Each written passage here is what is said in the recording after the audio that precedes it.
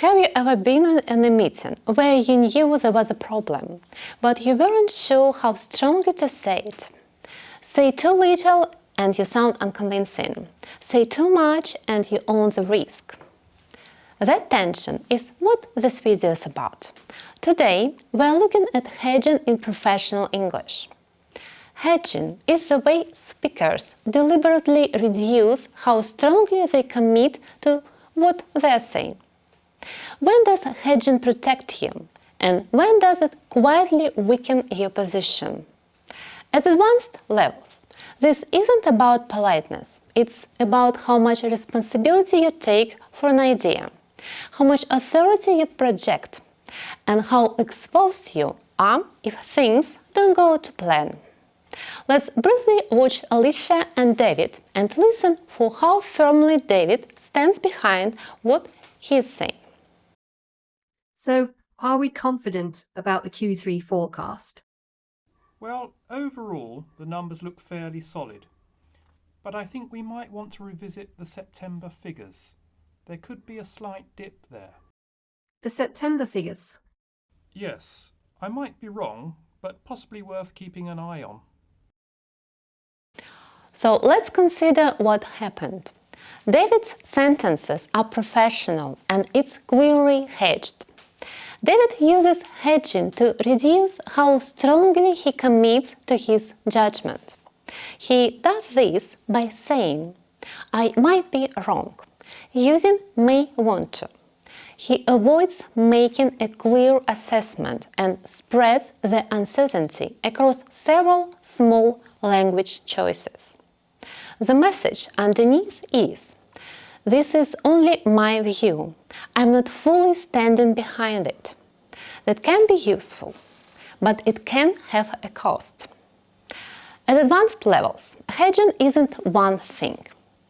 There is an important difference between hedging yourself and hedging the situation.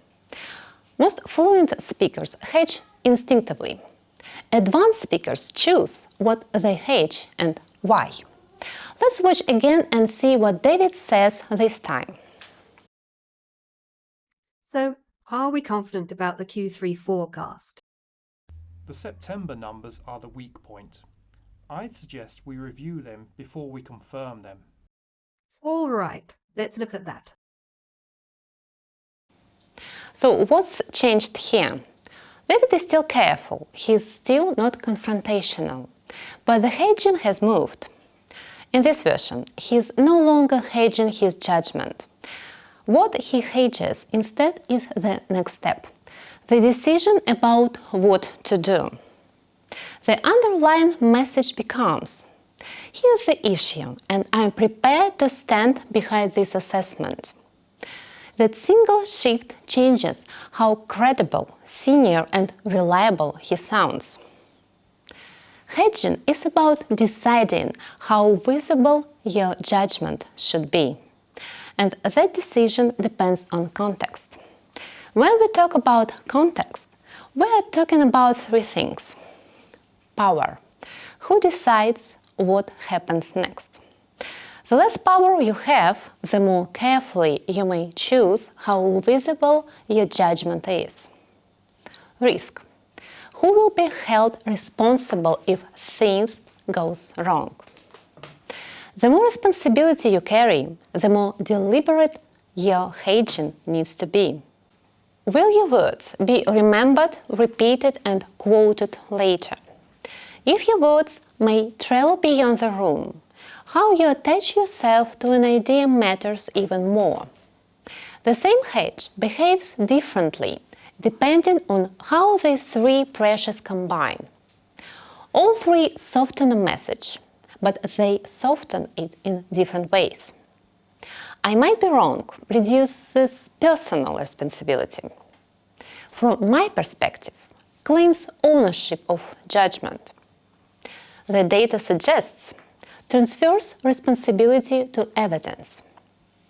Advanced expression is knowing which one you need. Note that hedging can sometimes backfire. There is a moment where hedging stops sounding careful and starts sounding evasive. This usually happens when the risk is already obvious.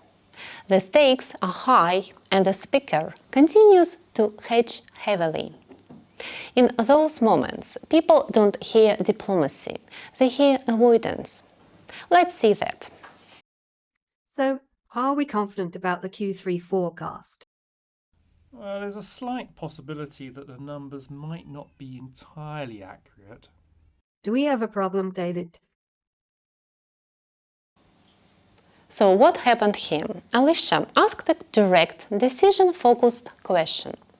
David does make an assessment, but it was an assessment without clear implications. David responded with heavy hedging that cast doubt. He didn't clarify whether the doubt actually mattered. As a result, his answer didn't reduce risk. It created uncertainty about his judgment and how he was interpreting the situation. When a decision is expected, a language that introduces doubt without indicating how serious it is doesn't sound careful. It sounds like the speaker is stepping away from responsibility. And that is why Alicia presses him. Take this sentence. I am not entirely convinced this approach will work. You are not changing the idea. What you're adjusting is how directly you attach yourself to the judgment. Now imagine expressing that same assessment in different situations.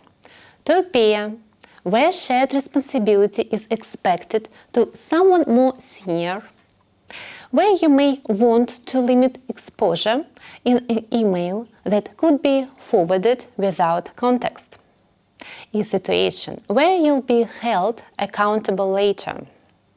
In each case, you might change how direct the assessment is, whether the judgment sounds personal or shared, how easy it is for someone else to challenge or quote you. So strong communicators hedge to be accurate, and they stop hedging when clarity matters more than caution. Fluent English lets you communicate. Advanced expression lets you decide how much responsibility you take for what you say. And that's where real authority comes from. Thanks for watching. If you want to keep working in this level, we'll be looking at other expression choices like this in the Advanced Expression series. You'll see you in the next one.